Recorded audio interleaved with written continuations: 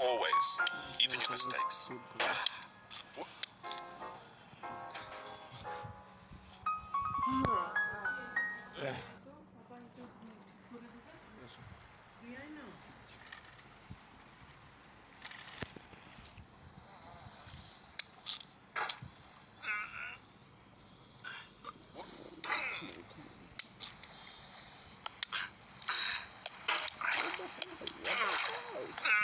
There's no feeling more intense than starting over.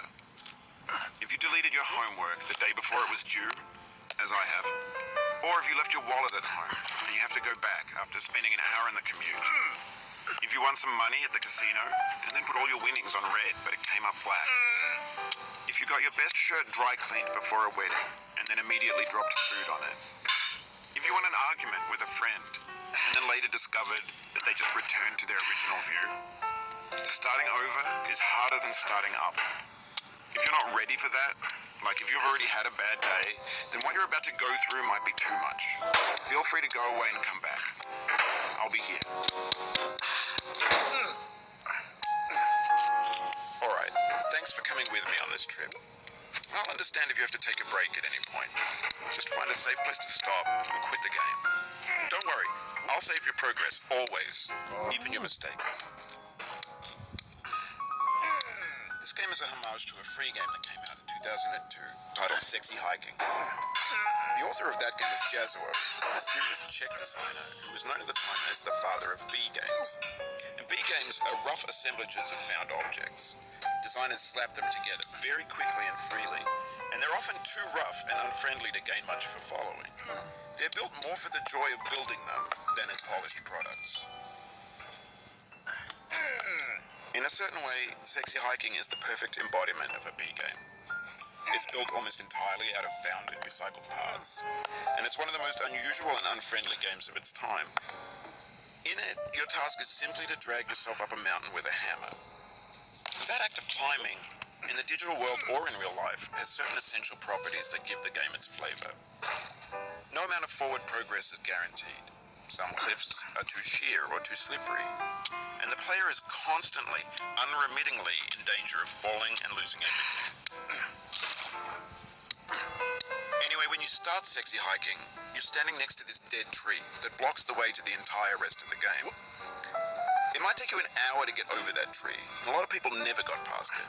You prod and you poke at it, exploring the limits of your reach and your strength, trying to find a way up and over. And there's a sense of truth in that lack of compromise.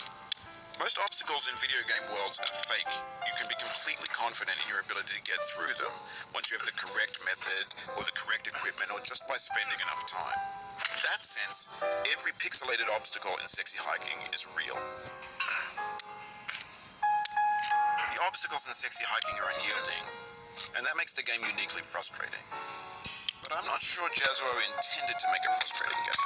The frustration is just essential to the act of climbing, and it's authentic to the process of building a game about climbing. A funny thing happened to me as I was building this mountain. I'd have an idea for a new obstacle, and I'd build it, test it, and it would usually turn out to be unreasonably hard. But I couldn't bring myself to make it easier. It already felt like my inability to get past the new obstacle was my fault as a player rather than as a builder. Imaginary mountains build themselves from our efforts to climb them, and it's our repeated attempts to reach the summit that turns those mountains into something real. When you're building a video game world, you're building with ideas, and that can be like working with quickset cement. You mold your ideas into a certain shape that can be played with, and in the process of playing with them, they begin to harden and set until they're immutable, like rock. And at that point, you can't change the world, not without breaking it into pieces and starting fresh with new ideas. For years now, people have been predicting that games would soon be made out of prefabricated objects, bought in a store and assembled into a world. And for the most part, that hasn't happened, because the objects in the stores are trash. I don't mean they look bad or that they're badly made, although a lot of them are. I mean they're trash in the way that food becomes trash as soon as you put it in the sink. Things are made to be consumed and used in a certain context, and once the moment is gone, they transform into garbage. In the context of technology, those moments pass by in seconds. Over time, we've poured more and more refuse into this vast digital landfill that we call the internet. It now vastly outnumbers and outweighs the things that are fresh and untainted and unused. When everything around us is cultural trash, trash becomes the new medium, the lingua franca of the digital age. And you can build culture out of trash, but only trash culture. Be games, be movies, be music, be philosophy. Maybe this is what digital culture is. A monstrous mountain of trash, the ash heap of creativity's fountain. A landfill with everything we ever thought of in it. Grand, infinite, and unsorted. There's 3D models of breakfast, Gen X's fanfic novels, scan magazines, green screen Shia LaBeouf, banned snuff scenes on LiveLeak.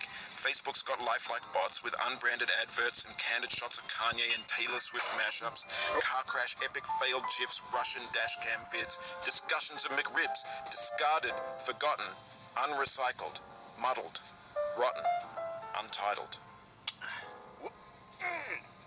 Everything's fresh for about 6 seconds, until some newer thing beckons, and we hit refresh.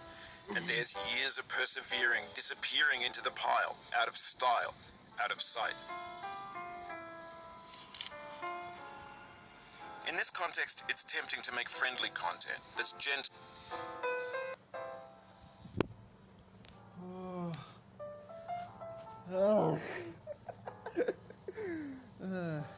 Okay, I'll take that.